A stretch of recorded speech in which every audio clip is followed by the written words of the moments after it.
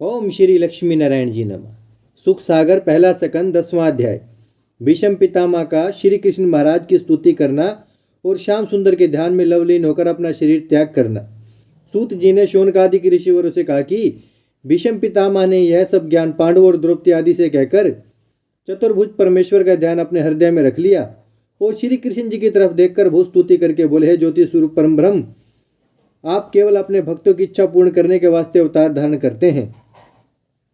जिस तरह आप दया की राह मेरे सामने बैठे हैं उसी तरह कृपा करके बैठे रहो, जिसमें प्राण छोड़ते समय तुम्हारे चरणों का ध्यान मेरे हृदय में बना रहे। आप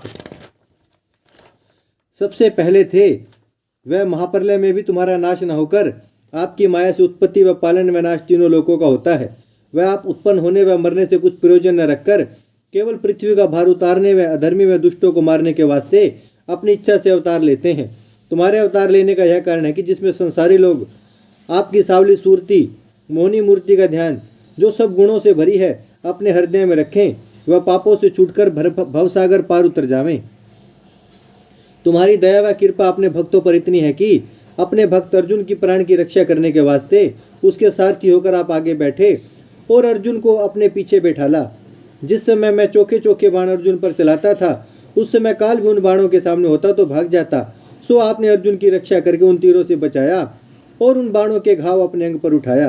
सो मेरे बाणों के घाव से तुम्हारी सावली सूरत पर रक्त की छींटें मूंगे के समान ऐसी शोभायमान दिखलाई देती थी, जिसकी शोभा वर्णन नहीं हो सकती। आप अर्जुन को इस वास्ते धैर्य देते थे जिसमें उसका पराक्रम कम न हो, और अपने चंद्रमुख पर टेढ़े टेढ़े घुंघराले वाले बाल कैसे सुंदर मालूम देते थे, जैसे काले काले भंवरे कमल के फूल का रस चूसते हैं। तुम्हारे मुखराविंद पर धूल उड़कर पड़ने और पसीना होने से कैसा मालूम देता था, जैसे फूल पर उसकी बूंदें रहती हैं। और वह पसीना तुम अपने पीताम्बर से पोंछकर दाहिने हाथ में कोड़ा व बाएं हाथ में रास घोड़ों के लिए हुए रथ को जल्दी से मेरी तरफ दौड़ाते थे। सो मैं चाहता हूं कि वही आपका स्वरूप मेरी आंखों में बसा रहे, वह तुम्हारे कमल रूपी चरण मेरे हृदय से बाहर ना जावे। आप अपने भक्तों का कैसा मान रखते हैं कि महाभारत होने के पहले तुमने प्रण किया था कि हम शस्त्र नहीं चलावेंगे, केवल रथवानी करके शंख बजावेंगे, और हमने प्रतिज्ञा की थी कि जो मैं भीष्म पितामह हूँ तो आपको लड़ाई में विकल करके तुम्हारा प्रण छुड़ाकर तुमसे अस्त्र धराऊं। सो आपने भक्त पक्ष की राह से विचारा कि मेरा प्रण छूट जावे तो संदेह नहीं, पर मेरे भक्त की प्रतिज्ञा ना छूटे। यह समझकर जब मैंने अर्जुन के रथ का पहिया तोड़कर घोड़ों को मार डाला और उसके रथ की ध्वजा व धनुष काट के गिरा दिया, तब आप क्रोध करके उसी रथ का टूटा हुआ पहिया उठाकर मेरे मारने के वास्ते दौड़े। उस समय तुम कैसे सुंदर मालूम देते थे, जैसे शाम घटा बिजली के साथ बड़े धूमधाम से चढ़े।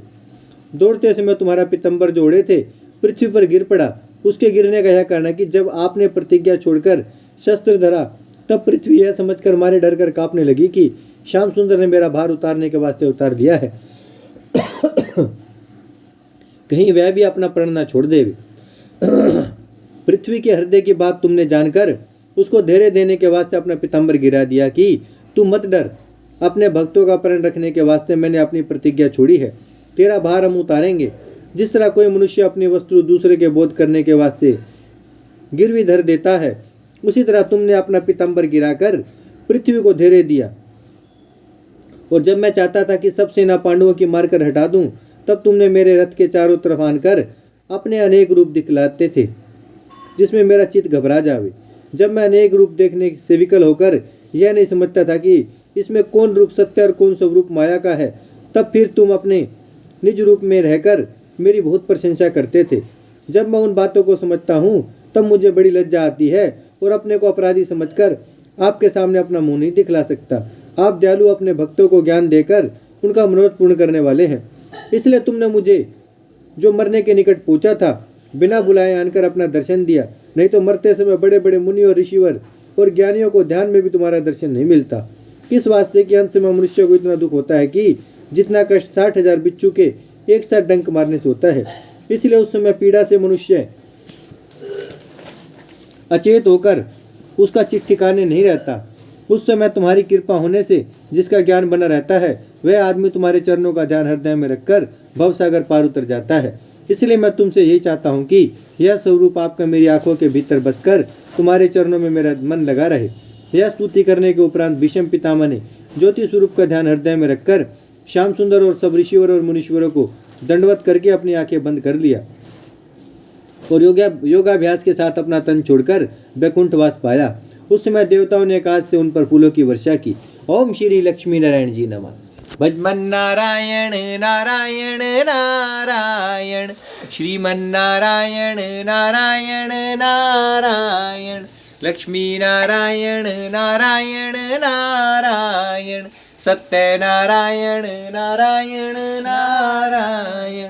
भजमन नारायण श्रीमन नारायण, लक्ष्मी नारायण सत्य नारायण। भजमन नारायण नारायण नारायण, श्रीमन नारायण नारायण नारायण, लक्ष्मी नारायण नारायण नारायण, सत्य नारायण नारायण नारायण। भागवत महापुराण की जय, लक्ष्मी नारायण भगवान की जय, गौ माता की जय, गंगा मैया की जय, धरती माता की जय, शिव परिवार